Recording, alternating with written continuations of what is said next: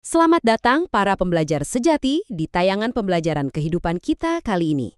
Pernahkah Anda merenungkan bagaimana alam semesta, melalui hukum-hukum fisikanya yang paling murni, sesungguhnya sedang mengajarkan kita cara terbaik untuk menjalani hidup? Hari ini, kita akan menyelami sebuah eksplorasi filosofis yang sangat mendalam. Kita akan meminjam kacamata ilmu dinamika fluida, secara khusus mengamati pergerakan air untuk mengungkap satu rahasia besar. Seni ketenangan di tengah kecepatan. Mari kita mulai dan temukan bagaimana prinsip fisika ini bisa bertransformasi menjadi kebijaksanaan hidup yang memandu kita di tengah hiruk-pikuk dunia modern. Khusus untuk Anda, keluarga besar Ruang Dosen, eksplorasi kita hari ini akan melewati 6 tahapan yang menarik. Kita mulai dari dua wajah aliran kehidupan, anatomi ketenangan dan kekacauan, viskositas sebagai keteguhan inti karakter, menghindari gesekan internal organisasi, seni tenang di kecepatan tinggi, hingga ditutup dengan refleksi Ruang Dosen. 6 langkah untuk benar-benar memahami hakikat ketenangan. Bagian pertama, dua wajah aliran kehidupan. Memahami sifat dasar air. Coba kita bayangkan diri kita sebagai ilmuwan sejenak, mengamati realitas pergerakan air. Dalam fisika, fluida itu punya dua gaya bergerak yang sangat berbeda. Di satu sisi ada yang namanya aliran laminar. Di sini partikel-partikel bergerak sejajar, sangat halus, terstruktur, dan luar biasa teratur. Bayangkan, tidak ada satupun energi yang terbuang percuma. Tapi di sisi lain, kita melihat aliran turbulen. Nah, ini kebalikannya. Partikelnya bergerak acak, membentuk pusaran, dan saling bertabrakan satu sama lain secara brutal. Agar lebih mudah dibayangkan, coba visualisasikan sebuah sungai besar yang mengalir dengan cepat. Tapi permukaannya begitu tenang. Saking tenangnya ia memantulkan cahaya persis seperti cermin kaca. Itulah keanggunan aliran laminar.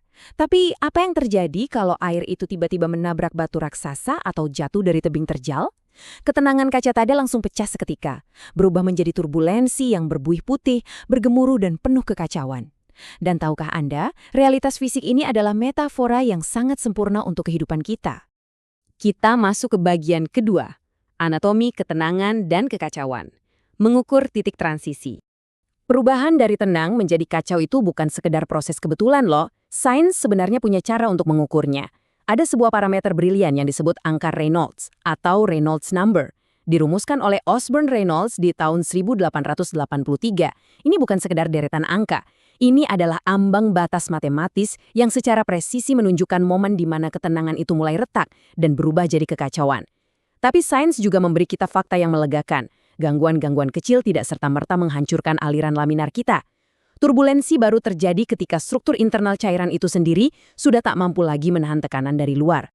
Pemahaman saintifik ini ternyata berselaras indah dengan kebijaksanaan masa lalu. Filsuf Lao Tzu dalam Tao Te Ching pernah berkata, benda yang paling lembut di dunia melampaui benda yang paling keras. Air memang wujud kelembutan absolut, tapi saat ia mengalir selaras dan teratur, ia menyimpan kekuatan yang mampu mengikis batu karang yang paling keras sekalipun. Sungguh sebuah paradoks yang menjembatani hukum fisika dengan ketahanan mental kita sebagai manusia, bukan? Bagian ketiga, viskositas, keteguhan inti karakter, mempertahankan integritas. Nah, kalau angka Reynolds tadi mengukur tekanan dari luar, pertanyaannya sekarang, apa benteng pertahanan kita dari dalam?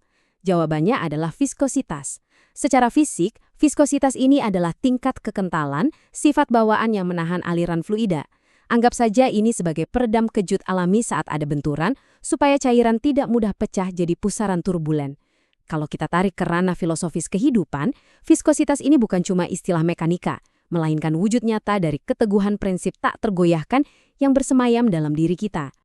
Ini sangat relevan, khususnya untuk Pak Askar dan pastinya bagi kita semua yang memegang banyak kendali tanggung jawab. Karakter dengan viskositas tinggi itu ibarat madu murni. Saat menerima guncangan, madu meredamnya dengan sangat anggun.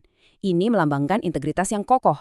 Ketika Anda punya kekentalan karakter ini, berbagai tekanan, entah itu masalah kantor, kritikan pedas, atau kendala teknis yang mendadak muncul, tidak akan bisa menghancurkan sistem Anda.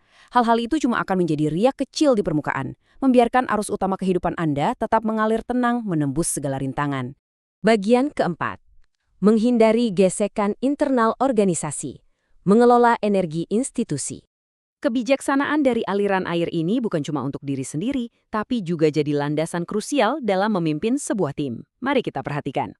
Di tempat kerja, aliran laminar itu efisiensinya luar biasa loh. Energi yang dipakai sangat minimal karena tidak ada benturan antar molekul. Artinya apa? Hasil maksimal tanpa intrik, di mana semua orang bergerak sejajar menuju satu tujuan utama. Sebaliknya, aliran turbulen itu sangat boros energi. Kenapa? Karena energinya habis terbakar cuma untuk mengurus konflik internal, miskomunikasi, dan drama yang menyedot energi institusi. Hasilnya, pekerjaan tertunda dan kelelahan massal yang sia-sia. Kepemimpinan yang bijak adalah kemampuan meredam turbulensi ini demi menciptakan ruang kerja yang laminar. Bagian kelima, seni tenang di kecepatan tinggi. Mematahkan mitos kesibukan. Kita ini seringkali terjebak dalam ilusi modernitas. Kita mengaitkan kesuksesan dengan kebisingan. Tapi tolong ingat baik-baik, kecepatan bukanlah musuh ketenangan. Banyak dari kita merasa kalau mau produktif, kita harus kelihatan panik, terburu-buru, dan berisik. Padahal, aliran laminar membuktikan yang sebaliknya. Sebuah sungai bisa saja mengalir dengan kecepatan yang sangat luar biasa dahsyat, tapi permukaannya tetap sunyi, tak terdengar riuh redam. Begitu pula kita. Kita bisa mengeksekusi puluhan keputusan krusial setiap harinya dengan kecepatan tinggi, tanpa harus sedikit pun mengorbankan kedamaian batin kita. Lalu, bagaimana cara praktisnya? 3 langkah ini adalah kuncinya. Pertama, kita harus terus menjaga lintasan pikiran kita agar sejajar dengan tujuan besar hidup kita. Konsistensi arah itu penting. Kedua, hindari pusaran pikiran yang saling berbenturan atau yang sering kita sebut overthinking. Itu sungguh tidak menghasilkan gerak maju. Dan ketiga, pada akhirnya, ambil keputusan-keputusan besar dengan landasan hati yang teduh. Pikiran kita boleh saja berakselerasi kencang, tapi jiwa harus tetap berakar pada ketenangan. Dan akhirnya, bagian keenam. Refleksi ruang dosen. Pesan untuk Pak Askar dan para pembelajar. Mari kita satukan seluruh benang merah filosofis kita hari ini. Sebagai seorang pendidik dan pemimpin dengan jadwal yang luar biasa padat, pesannya jelas, teristimewa bagi Pak Askar. Jadikanlah diri Anda perwujudan sejati dari aliran laminar. Bergeraklah dengan determinasi dan kepastian. Capai target-target besar Anda dengan presisi dan kecepatan. Namun di tengah segala hiruk-pikuk itu, tetaplah halus. Tetaplah tak tersentuh oleh kepanikan. Jadilah laksana air murni yang mengalir anggun di atas bebatuan kali, menyerap setiap rintangan tanpa kehilangan keteduhannya sedikit pun. Sebelum kita berpisah pada kesempatan ini, saya ingin meninggalkan satu pertanyaan untuk Anda renungkan sejenak dalam keheningan. Di tengah begitu derasnya arus tuntutan dunia yang mengelilingi kita setiap saat, sudahkah aliran jiwa kita sehalus kaca? Bila Anda menikmati eksplorasi pembelajaran kehidupan seperti ini, mari bersama-sama membangun ruang diskusi ini dengan mensubscribe channel Ruang Dosen. Jangan lupa aktifkan lonceng agar Anda selalu mendapat notifikasi tayangan terbaru dari kami.